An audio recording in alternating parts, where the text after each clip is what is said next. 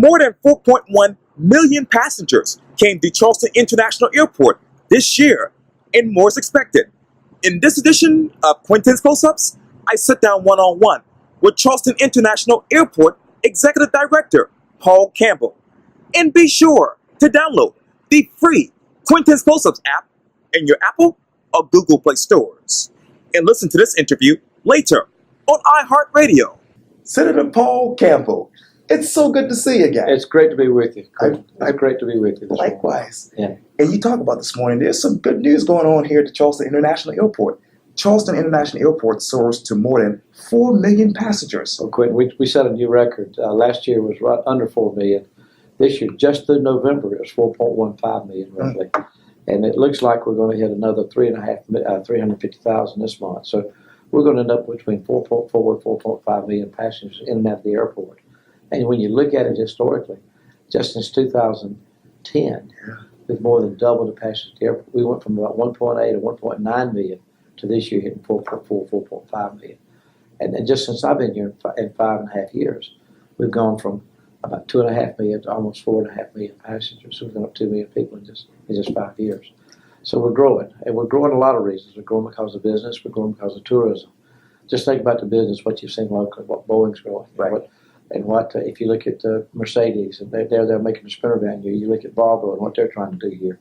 You bring in the Robert Bosch's, the Capstones. You bring in all the other manufacturers in this part of the world, and then you throw in the digital business because there's probably 30,000 people that work in the digital business. So they got to fly in and out of here to make sure that they get all that stuff done. So there's a lot of business travelers in the airport. And we want to see more business travelers because the more business travelers means we got potentially more opportunities in the future. And you throw in what the CVB is doing with Helen Hill's leadership.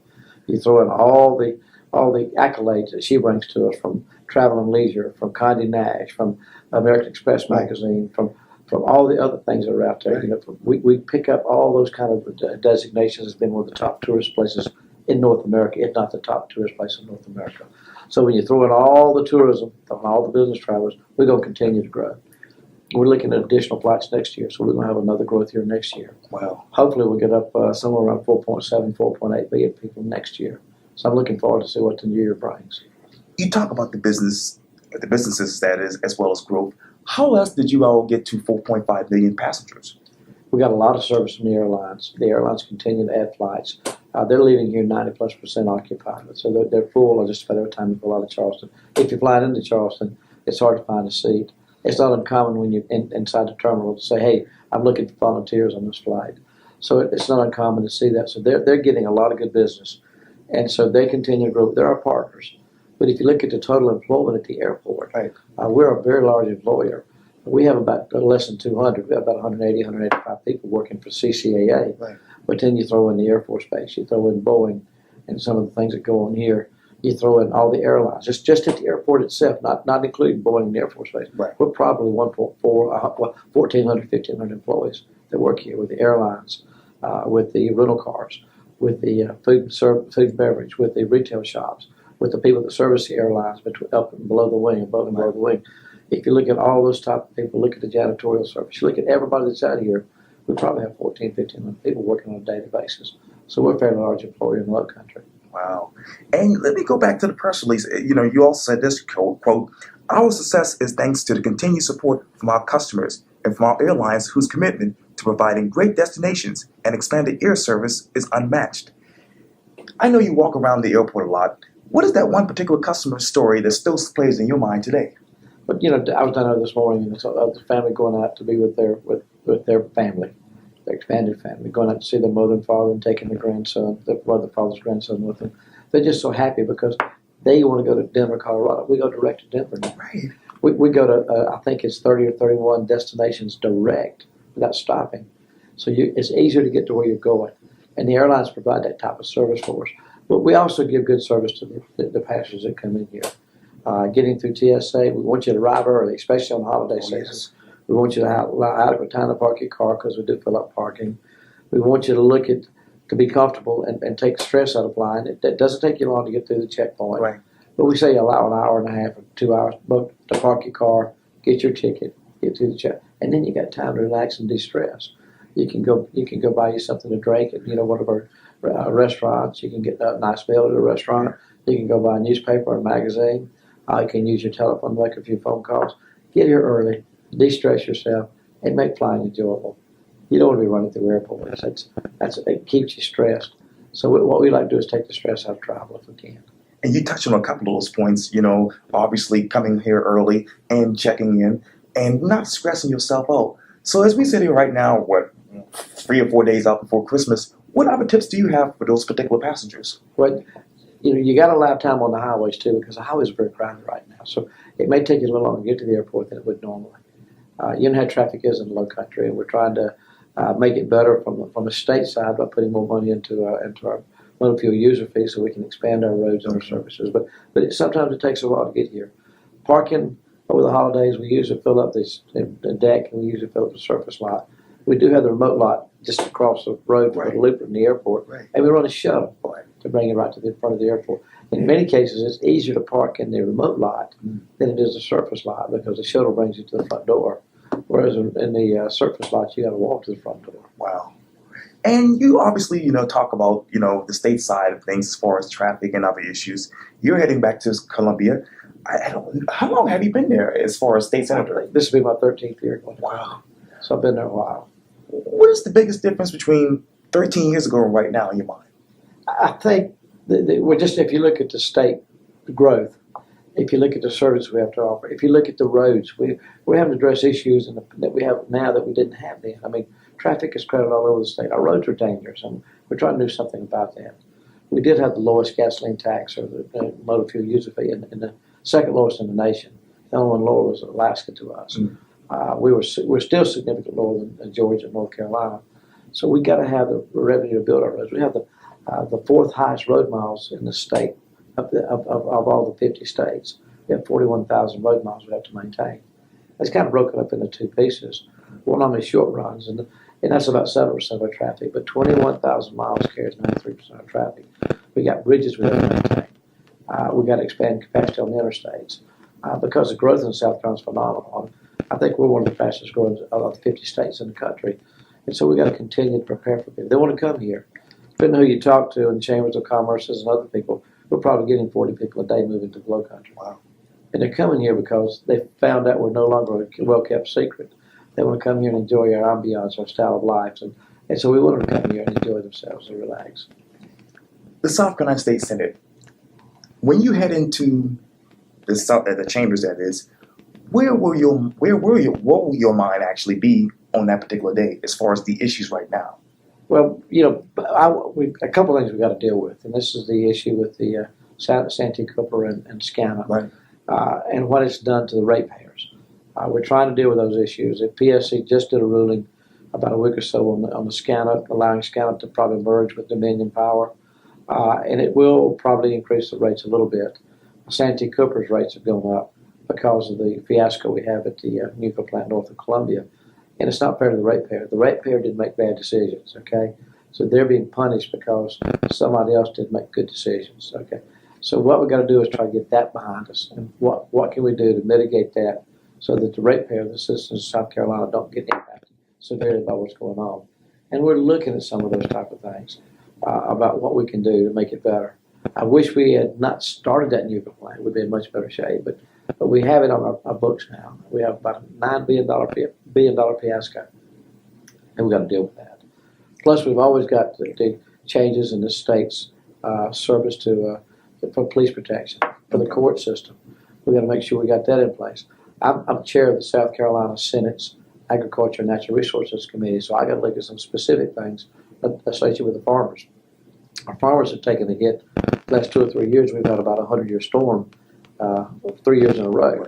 And so that's an issue with us. And when it does that, the farmers lose 2 crops. They lose a crop they can't get out of the field because it's too wet.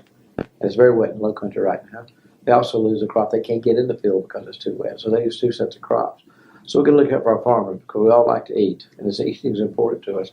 We also have an issue on dams. Mm-hmm. We have a lot of dams that are when they were built by the farmers, in many cases by farmers, they were built with nothing below them. And now you got subdivisions below them. And so we got to make sure that those impoundments, those ponds and impoundments, if the dam were to rupture, it doesn't cause problems downstream. So we've got several dams we need to be looking at, and we need to make sure we don't penalize the farmer. He's not responsible for that subdivision that's allowed to move downstream from him. So we got to make sure that he can fix his dam, but it doesn't take a big financial burden out of him. Because again, we like to eat, we like the farmers to be successful. That's right. Farming and agriculture is one of our major. It's probably the major industry in the state when you throw in agriculture, including forestry. So there's a lot of work we need to do on that one. We also got to make sure the budget is taken care of, and we do that wisely. Most of our budget in the state goes to already set products for facility services for us. K-12 takes a big chunk of our budget. Higher education takes another chunk. Social services such as Medicare and Medicaid take another chunk.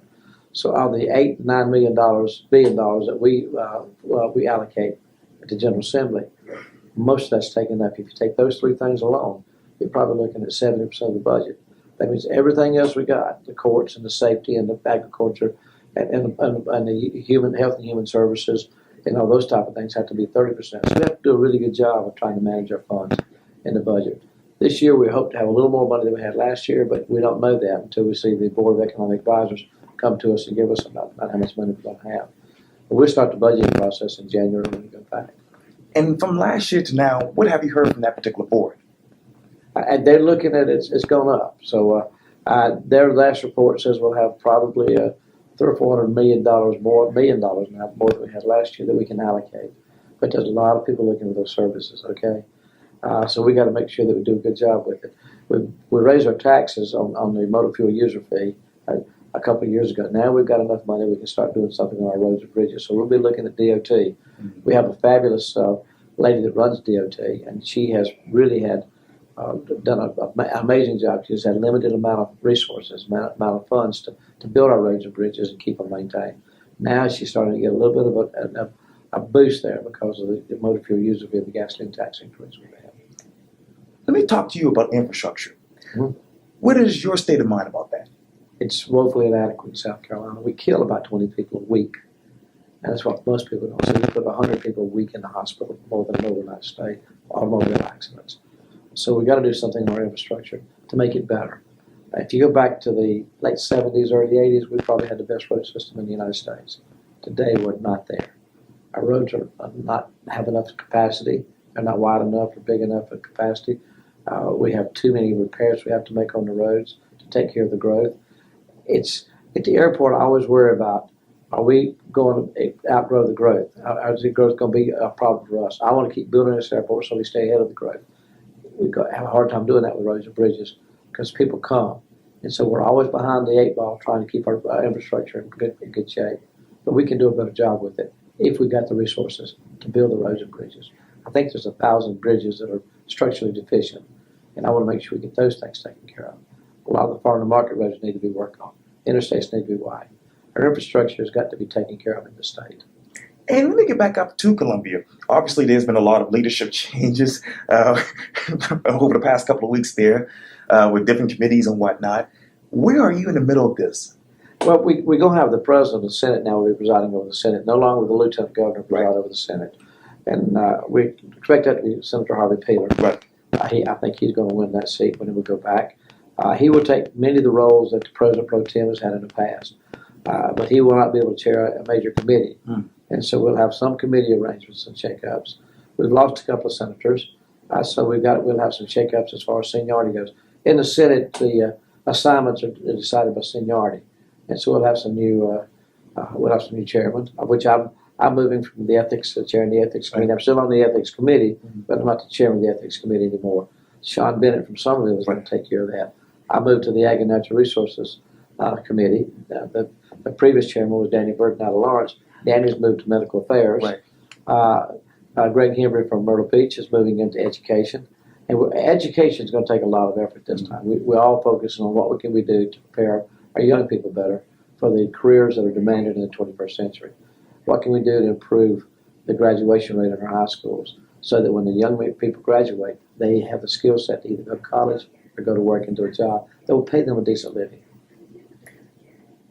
How would you work with Governor McMaster and now Lieutenant Governor Pamela Abbott beginning in 2019? I think Henry's done a good job with running the state. This is the first time he's really been elected into that position. Before he took over when Governor Haley was named the Ambassador to the United Nations. Right. Henry's looking out for a lot of different things. I think Henry's going to do a good job. Miss Evans going to do a good job working with him. She will no longer be presiding over the Senate. As I said, that'll be the president of the Senate. But she will be taking care of liaison with the legislation. She'll be doing some things that it's particular time for her to do. But she's a very accomplished business lady. She's very successful in the business world. I don't think she's going to hit the ground running and be a big boost to Henry and how the governor's office runs. He's got a good staff around him with folks. And so we're looking forward to working with the governor to make good things happen. Let me get back to education. How did we get here in 2018, almost 2019, with the issues and the numbers that we have right now? But we got to do some things to make we got to keep our teachers in schools. We got to reward them on the compensation based on the critical needs that they do for us and teaching the skills to these young people. We want to keep them in place longer and make them better at what they do. I like to have certified teachers because that tells me that they've got, not only did they get a degree in it, not only have they been practicing teaching, but to continue to hone their skills to make them better how to deliver those skills to the young people that are in the schools. So teachers are a big part of the quality in the education system. We may have to look at some other things as far as education goes. Our school system is not as bad as people think it is. We still have people graduating that have a skill set they can go out and do good work for us. I run a couple of businesses in my time, not big businesses, and I've been able to take the work ethic we have in South Carolina and do good things and outrun most people competitive in other states. So our education is not as bad as some people give us credit for. However, we can make it better. And the more prepared the young people are when they get out of high school, the better off we're all going to be as a state. Because that is our future. That's who's going to be minding your living and take care of us as we get older. So we have to make sure they're prepared well. And you talk about the future. Let me get back here to the Charleston International Airport. Obviously, you have more than 4 million passengers that actually came to this particular airport.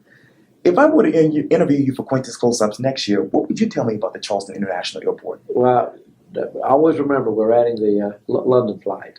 That starts in April. That's going to be a game changer for Charleston International Airport and the state of South Carolina. So that's a game changer for us. That starts in April. In the meantime, to get ready for that, we got to build an international kitchen. Because when that airplane leaves here, that 787 that's built next door at Boeing to fly people to London or fly people to London here, Right. They got to put 500 bills on that airplane roughly. So we have to have a kitchen big enough to handle that demand. And once we get that kitchen in place, we hope we can attract other airlines that would come here from either the West Coast or from the Caribbean or Mexico or South America, in addition to picking up additional European airline flights. So we think that's going to give us another growth spurt. But we got to build that kitchen. We got to build it. We got to upgrade the customs area. So we're going to put a couple $1 million in. We have a customs area now that works well, but it's dated, and so we need to put the new technology in the customs area. In addition to that, we're going to build a parking deck. The parking deck starts in January, and so we're going to be building a parking deck that'll put 3,000 cars. We fill up the parking deck during peak seasons 3 or 4 times a week. It's filled up, maybe filled all up for an hour or 2 or 3 till another flight comes in and people leaving, but it's a problem because then you got to park in a remote lot. So we'll break ground on that in January.